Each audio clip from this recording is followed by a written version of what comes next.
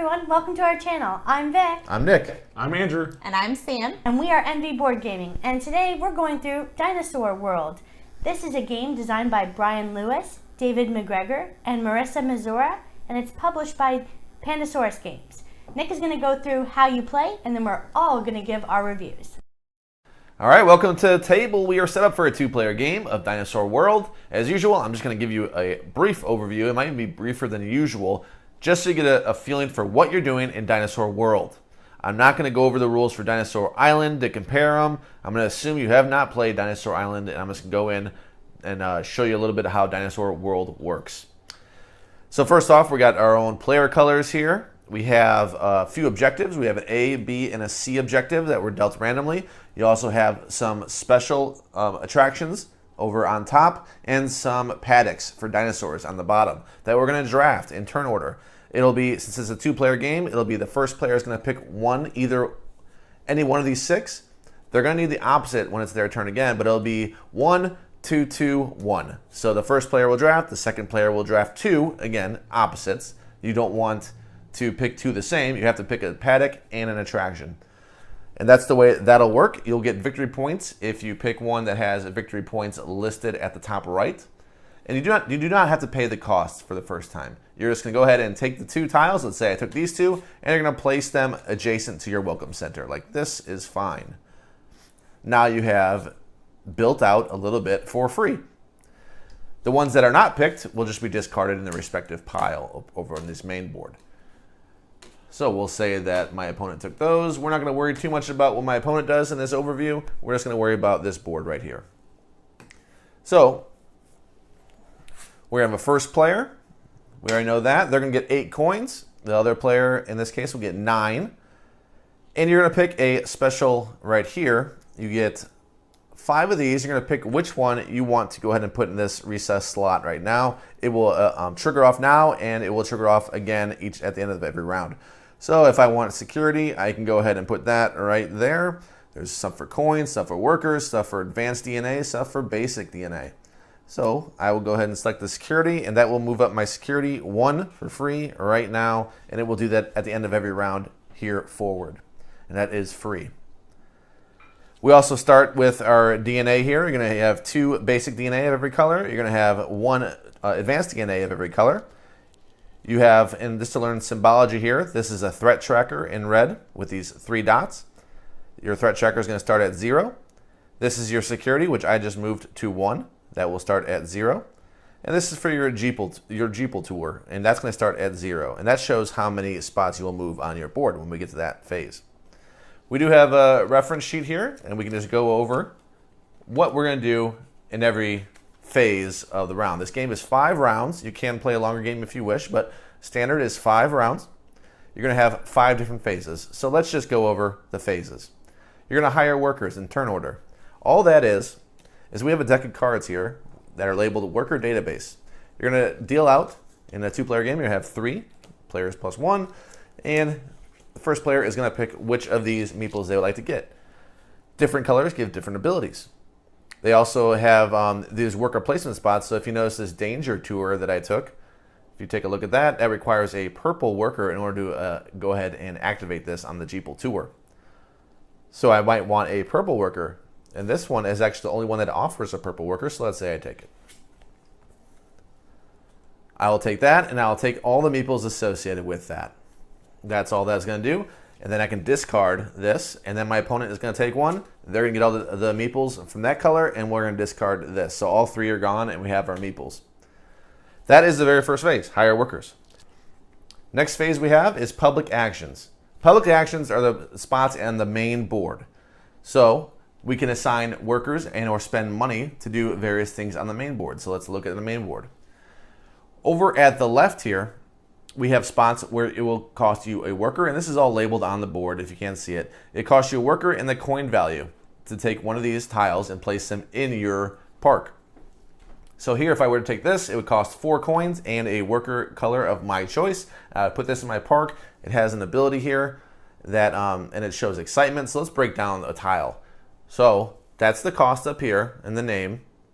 This is the requirements if you want to activate this on the Jeepal Tour. This is how much excitement you'll get, but every time you visit it, it's going to be minus that. So the very first time you visit it, you're going to get 1 excitement. But from here on out, you're going to put these on there, these little markers on there, and you're not going to actually get any excitement the very next time you go, because that's boredom. You don't want to keep going to the same spot, so people on your tour are bored. So this will now, the next time you go there, it'll be worth 0 excitement. And then if you go there once more, it's actually going to be negative excitement, because now you've been there twice. So people are getting very bored. You're going to lose excitement for going here and activating the ability listed on it in the tour. We'll get more into the tour shortly. Here, these are all the basic ones that you're going to get. You get these tiles. They do not change game to game, just various abilities. So the roller coaster is saying you're going to get 1 excitement when you go here. You have to place a worker, because you can see that most of these spots require a worker. The only ones that might not are the paddocks. You're going to place a worker, and you're going to get 1 excitement per adjacent tile is what it's saying. Again, this costs $2. It gives you, the first time you go there, it's going to give you 1 excitement. You just don't want to keep going on that roller coaster, because it will be negative eventually. You also have a security, and every time you go there, you're going to increase your security by 2. It takes a yellow worker to go there. It costs you 8 coins though, and it's not very exciting. So it turns out going to the security booth isn't very exciting for your tour guide, your tours. That is thematic. All right, and now we got the paddocks over here. And the paddocks, you're going to be able to get dinosaurs as you'd expect. Don't be intimidated by the symbology here, because I'm going to tell you, in order to acquire these, you always pay that cost. Now, to acquire a paddock, it labels it on the board. You can either spend a green worker, which is one thing they're helpful for, and the coin value in order to buy a paddock. Or you can spend 2 workers of any color and the money and buy a paddock. The symbology on the paddock, while extensive, is not that crazy. So what it's saying here is this is how much it costs to buy this dinosaur, to create this dinosaur, a yellow and a red DNA. If you're colorblind, they have shapes on them. So these 2 DNA, plus in the very first spot, you gotta go left or right. This is saying you can hold 4 dinos, that's shape. So you're gonna hold 4 green dinos, which are in a supply. So we have those green dinos. So in this case, if I wanted to buy a dino, I know the very first one I buy, I'm gonna have 2 red and 1 yellow. Further, I'm gonna have to spend each one. So yellow, red, and purple. The third dinosaur is gonna cost yellow, red, and this teal color, and so forth. When I put them down, I immediately get, this one is 4 victory points. If I put a second one down, I'll get additional 2 victory points, but I will get 1 threat. Every time you see that red dot, it means you get threat. And so forth. You're going to see you get more victory points, the more dinosaurs. These are not cumulative, so the very first one I put down is 4. The very next one is 2, not 6. Down here, it's saying that you get no excitement per se.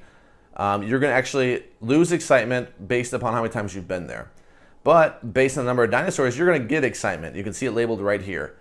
If you were to, your very first turn, go ahead and put 1 dinosaur there, that means you're guaranteed to get 2 excitement. You haven't visited this yet, so there's no negative connotation. So you're going to get 2 excitement for going here if you have 1 dinosaur and it's your first time going. Then you're going to roll a green die. Green die right here. These are going to give you some danger, and you're going to roll them. And if you get these skulls, you get these, which are negative points into the game. You can roll that.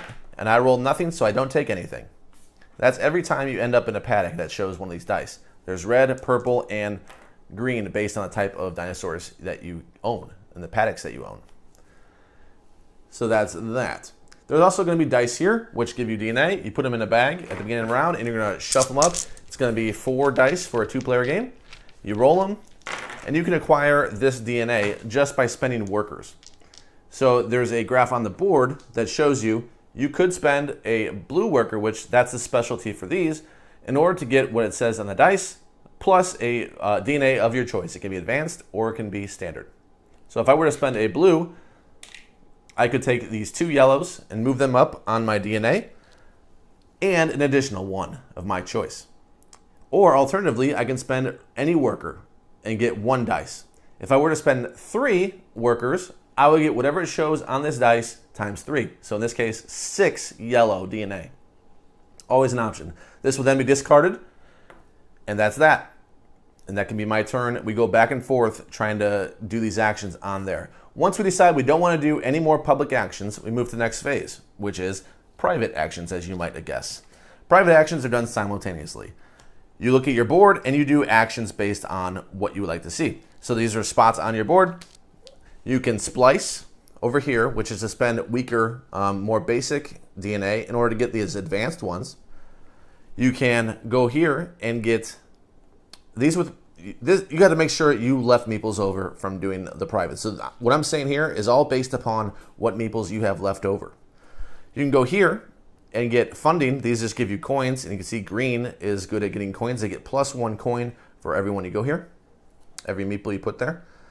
If you just spend basic, you're going to get the 3, 2, and 1 based on you assigning 1, 2, or 3.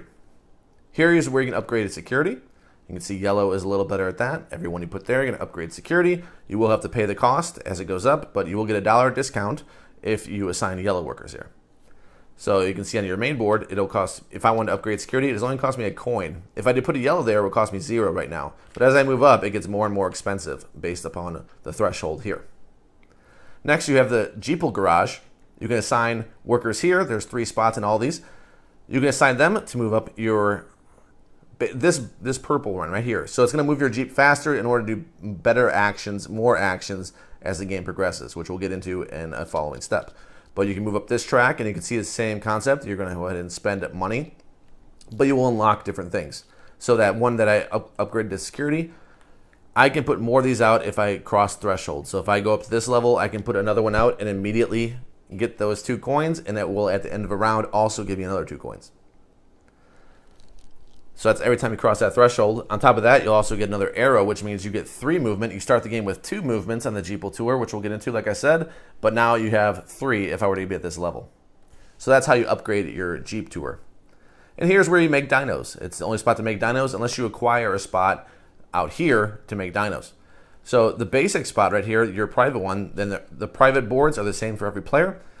You can create up to 3 dinosaurs here, and you just spend a worker of any color and spend the DNA shown. That's when I went over the yellow DNA and the red DNA. You can spend them, put them down on your board, and go ahead and take the dinosaur that you created. In my case, in my example, it was a green dinosaur, and put them right in the paddock. I couldn't create a green dinosaur in my board right here because I only have a red. So I would need a lot of resources, which I do start out with. I would make sure that I had all those resources on top and whatever here, and I would get these bonuses immediately. And that's making a dinosaur. After you're done setting your board here, you're going to do a Jeepal Tour. So the Jeepal Tour is based on how far you can go. So if at the beginning of the game, I only had 2 arrows. So I would have acquired more things, but let's say all I have is this. You know what, to make it interesting, let's go ahead and do something else. Let's go ahead and throw a couple more out there. Let's say I did that, and let's say I did that. Easy enough. So now I can create a path. And if I only have 2 movement, maybe I'll go here and here. So I have 2 movement. So on the Jeepal Tour, when it's your turn, you're going to move down that path and you're going to activate. So whatever workers, you got to make sure you have workers left over because these 2 that I'm using cost workers. So I can put, if I had 2 whites left over, I can put a white worker there to drop them off and another one that's going to be there when they arrive and activate these. So this is saying, again, let's take a closer look. If I drive to this one and activate it, it's saying I get 1 excitement because it's the very first time I went there. After I get that 1 excitement, and that's tracked over here on this board, so I'll flip the camera, you get excitement tracked over there. So I'll move down the excitement level, which is the top in the green. And coming back over here, I know that when I do that, I get one of these tokens, which will show that I did it 1 time and remind me that next time is no excitement because of 1 minus 1. I will also get excitement based upon the actual ability of this attraction, this roller coaster. It's going to be +1 excitement per adjacent tile. In this case, I have 3 adjacent tiles, so I'll get 3 excitement on that board as well. In this example, I get coins based on adjacencies. So same logic as I just explained, except now it's coins instead of excitement. And that would be that. That would be my Jeepal Tour. I went 2 places and I got different items, different resources, being excitement or money in that case. Again, once you get the game going, you'll be able to visit dinosaurs and get up plenty of excitement. You can see the one I drafted right away could give me up to 12 excitement potentially. 3, 3, 3, 3. So that's a way to get excitement. Excitement is good because the next phase, very last phase of every round, is income and cleanup. So the first thing you're going to do is you're going to reset your Jeepal. So it's going to go back to the Welcome Center. You're going to gain the resources here on these Jeepal bonuses. Then you're going to gain income. Income is based on your excitement. There's actually coins listed on how far you went on the excitement. The more excitement, the more money you're going to get in the income phase right now. Then you're going to reset your excitement level to 0 and return the workers to the supply. So any workers you have that were spent are going to the supply. You're not going to be able to keep them unless you did decide not to use some of them. They will stay for the next round. Then you're going to look at your security versus your threat level. So I'm okay because I upgraded my threat in this situation because I didn't build any dinosaurs, so there is no threat. Had I built a lot of dinosaurs, this would be skyrocketing. If I built all 4 of those, I would have a lot of threat. I would have 1, 3, 5, 8 threat had I built all of those dinos, which in the first round of the game would be impossible because that is a lot of DNA. Actually, it is impossible to do that. But that is how you're going to get threats, and you're going to have to keep up with your security. What you don't keep up with, you're going to get those skulls that I showed you. All that danger is going to hurt you at the end of the game. So whatever number exceeds on your threat level, you're going to subtract to your security, and that is how many tokens you're going to get. Then you're going to return all those DNA dice back to the bag. After that, you are going to set turn order. So turn order is over there. It's based on the victory point total. So whoever has the lowest victory point total is going to be the new first player. If it's tie, then you just alternate. And you're also going to replenish all these. So in a 2-player game, for instance, we're going to lose 3 of these, and they're going to rotate down. Whenever you take one of these tiles, they actually rotate down this one. And so they could float off the board at this spot. Actually, 3 of them are gone from the bottom, and this will rotate down, and we'll get 3 new ones. Over here, these all stay the same because these are static. And these over here, they'll show that you get rid of 2 of these paddocks. So the one at the very bottom, since the stack is here, will stay. It'll go up there, and it'll stay on the board, and 2 more will come out. Once that's all refreshed, you're going to do this 5 times. You're going to keep playing, and you're going to see who has the most victory points at the end of the game. You also have a little cheat sheet for scoring at the end of the game. It shows you that. So for instance, it says for every 5 coins, 1 victory point. You're going to calculate all those deaths that happened from those red tokens, and you're going to lose all those points as well. But there you go. That's a basic overview of how you're going to play Dinosaur World. We'll come back and give you our thoughts. All right. Thank you, Nick, for the teach. We are back for our review of Dinosaur World. So Andrew and I both backed this. Andrew actually got the expansions, so you picked that up. What were your immediate thoughts when you unboxed it, or what were you thinking when you first played it? So with the expansions, my first thought was more dinosaurs, more fun, because now you get the water, you get the hybrid, you get the Ice Age. And I did like the little slight differences that it adds, whether it be the algae with the water dinosaurs and, being able to use those to get additional DNA and not having to really worry about rolling, the danger dice. And so it was a nice little unique twist. And then you have the Ice Age pack that obviously includes the extra ways to score points based on the tiles around it. And then the hybrids, which, have a lot of threat and you roll a lot of danger, but I feel like you get a lot of victory points and there's a lot of benefits there, especially with that hybrid dice. It was pretty much all good stuff that you roll when you visit. So I really liked it. It was just more good stuff. Yeah. And had you played Dinosaur Island before? I had not. So we had only played, prior to Dinosaur World, was Dinosaur Island, the 2-player version, which we really liked that. Yeah. So, with the whole Jurassic Park thing that we love, we're like, this was a no-brainer to back. Yeah. And I felt like this actually made it feel like a park. I mean, Dinosaur Island did, but it had so many repeated tiles and different things like that. So I felt like this made it it was like Dinosaur Island on steroids. Yeah. It was just like way bigger. And I think the one thing that kind of turned me off from Dinosaur Island was I wasn't too keen on the the neon art style, the different colors. So seeing this is a little bit more toned down, and it wasn't so much in your face. I don't know why, this just strikes me better. And I was told, or at least going through the reviews and everything, it was a lighter version of it, which was, maybe not as heavy as Dinosaur Island. So that made this a little bit more appealing for us too. We reviewed Dinosaur Island, because this is going to get compared, obviously, if we've played them both. We reviewed Dinosaur Island very early on our channel. We gave it very good scores. Vic even gave it a 9.1. I gave it an 8.8 with totally liquid expansion. I always stumble over that. Totally liquid expansion. So very, very high scores. I love Dinosaur Island. I think it's excellent. I like all the steps, how everything's laid out. It makes it a lot easier to teach the modules. Like, here's what we're doing now. This is what we're doing now. Everything's really nice. I love the specialists, all that. This game's totally different. And it does, Sam's right. Even though she hasn't played it, she played Dinosaur. This game feels more like This feels more like Jurassic Park. You're taking the tours and all that. The Jeepal thing, it adds a layer to me that really strikes me as a worker placement fan, going through the Jeep and triggering off these actions. I think that's fantastic. That's my favorite part of the game, the thing that it added right there. Going through your park, and you're not going to use the same one every time because people get bored, and the parks can actually flip, so it incentivizes you to build stuff out there now as opposed to around this area. Your park's all the way on the opposite end. You can go through different stuff, so it really kind of guides you that way. It also guides you in the way you play as far as objectives. And those objectives, every time I look at those, it guides my play, just like the blueprints did in Dinosaur Island when you had the totally liquid. So there's a lot of things that kind of guide your gameplay. I think it's super fun.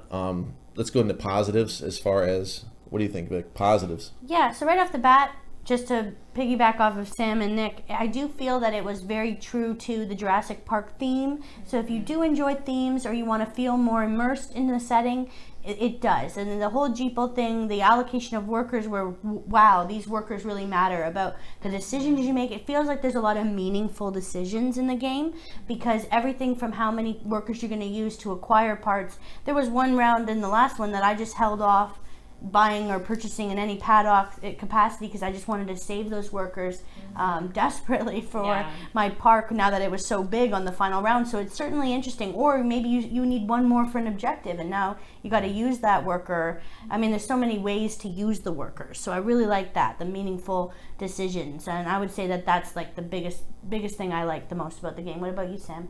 I love the theme. I'm very much a sucker of, like, it needs to be thematic. Like, if I'm gonna have a theme, like, it better feel like it. That's what gets me. So that was definitely my positive, is it feels like you're building a park. I love that, especially with expansion, having so many different dinosaurs. Like, I feel like that was a really cool part, and like being able to look at all the different ones and like ones you've never even heard of. So I thought that was really cool. I think the dinosaur components are awesome. Like, they are just really good quality. And so for me, I thought it was very thematic. Yeah, for me, I really liked the theme as well. I really liked the depth of each aspect of the game. Like, even, you're getting those workers, choosing those cards, just trying to decide ahead of time what you want to do with those actions. It made me think a lot of Paladins of the West Kingdom, where you had to select a card that gives you a certain number of workers. So I really like that. And then, the multi-use. Each color worker has its own little special unique ability, and trying to be like, ooh, how do I maximize, you're doing a lot of min-maxing. I want to make sure I use these workers to the most efficient way that I can. And then also trying to plan out your route. So I feel like there's a lot of depth without it being super difficult. I felt like it was pretty streamlined rules of, okay, we're taking these actions, and it kind of, even being able to do it simultaneously is a little bit nice as well. That way you don't have to worry about, if you're playing a 4-player game, it taking too long to play. So I did enjoy that about the game as well. I think that, just to go off what you said too, another thing is the iconography is pretty good. Once you get established of what they're talking about, people can really do those simultaneous actions pretty easily, because they're able to understand fully what's happening. Okay, I'm rolling this dice for sure, or I'm taking this excitement minus this. So and well, I guess want to get into negatives. You have any other positives you want to? Did you share a positive? Well, positives. I give a lot of praise already. More positives. I love the metal coins. I love the box art. Fantastic. The metal coins are one of the best I own. I think it's going to be surpassed once we get Merchants of the Dark Road, because those are going to be, that's another level. But this might be the best. I like the Paladin ones too, where it's metal coins there. But this really nice metal coins, they have like gear ridges on them, super cool. Just the presence. The presence is really nice. Like Andrew said, the toned down art, but it still pops. It's still, that cover right there really pops. I love the gradient shades. I love everything about that box. It's one of my favorite boxes I own. Top 5. If we did top 5 box art right now that I own, this would be on that list. Yeah, it's definitely awesome. And like I said about positives, I already said the Jeepal Tour adds so much. I love it. And I think that it really piggybacks like when you're doing a private action, when you're doing your public actions, and that really couples well with your Jeepal Tour that you're going to do later, because you're buying the things that you're going to trigger off. And I think it works really great. So I'll get started with negatives. You have those chits, as everyone's going to mention that. The chits in the game are terrible. We replaced them with dice. For the excitement, yeah. Yes, the boredom, yeah. Boredom, yeah. Those chits are just awful, and that's unfortunate, but you can use dice if you do want to go that route. We did that. Another negative, I had a few in my head that were kind of smaller. Let's see, I'm stumbling. What was I thinking? Go ahead, Vic. What do you have negatives? I was like coming back, so I don't write anything down. Yeah, so for me, I felt like there was a lot going on to manage and to remember. And I mean, if you like that kind of thing, that's great, but sometimes I just found it a little overwhelming or disappointing to get to the Jeep Tour phase and then there was nothing to do, or you didn't have that color worker and there was no way out. Like you couldn't even just spend a couple bucks just to hire someone on the fly or have an ability that gave you that. And if there's going to be an expansion that provides that ability, pardon me, and if I'm wrong on that, but it just would be really nice to have an out, to be able to do something, because it's I had the full Jeepal for so long. I had so many movements that I could do, but it didn't matter because I didn't have the workers to activate those. So and when we first played and we had that boredom come about, it hurt. I was like, I just want to go to the same spots. What do you care, But then I guess I realized that thematically it does make sense that you'd get bored going to the security office, and you would get bored going to these places more than once. How many times can people see these dinosaurs? But it just, it was a little trickier for me. So I wouldn't say it's, a completely negative, terrible thing about the game, but it took me a bit to get my head around and accept this boredom thing. And that's when I mentioned the one negative that I did think, where Andrew mentioned it, it kind of rolls off of Paladins. I didn't think it did that as good as Paladins. Right. I didn't feel those cards, there's only 10 of them total. Yeah, so you're shuffling it after 2 rounds if you're playing 4 players. And I don't find it, I feel that's the weakest phase. You do the higher workers and then the game can get going. It just feels, I wish that was a little more interesting. For me, that wasn't that interesting. What about you, Sam? What negatives you got?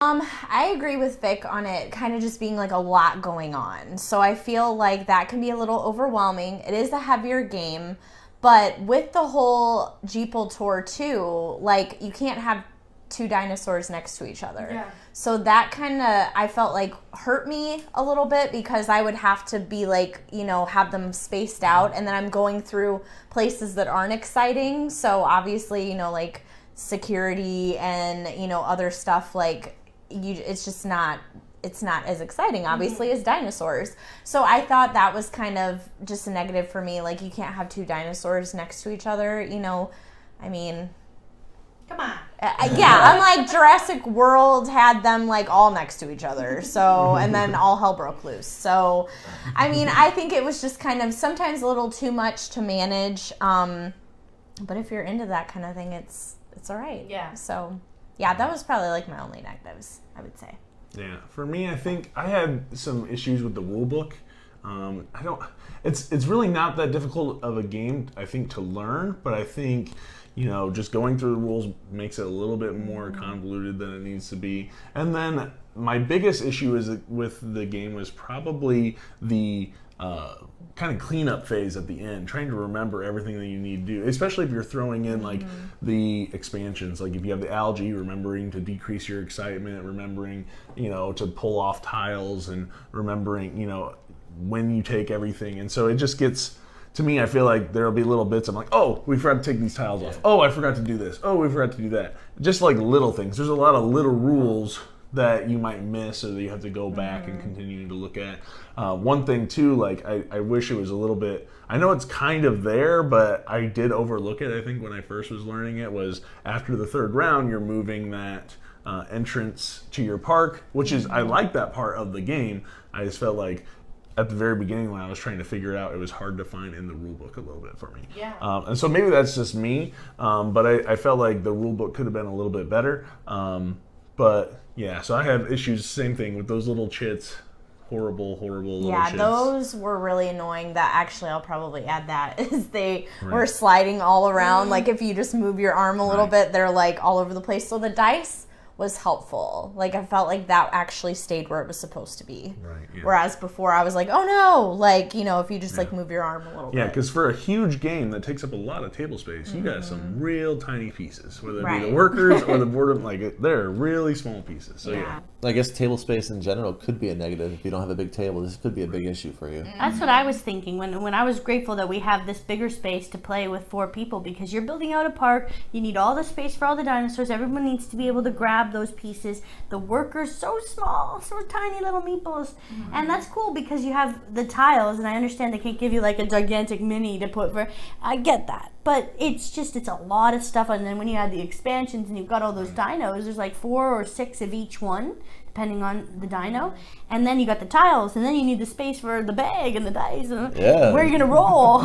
We're rolling in a little corner. I was like, okay. Right. And one other little thing I just thought of, and it's usually at the end of the game when you're cleaning up and you have over 10 of security or over 10 threat, and those little chits are stuck in your player board and you're like smacking it out. And I'm like, oh my gosh, like why couldn't this have been a little bit easier? So I'm just like, I want to slap the board and I don't want to break it, but it was a little frustrating. Yeah, we won't harp on it anymore. I think that's we pretty much covered everything negative. I guess maybe I'll throw one more, that the cheat sheets aren't that great to me. Yeah.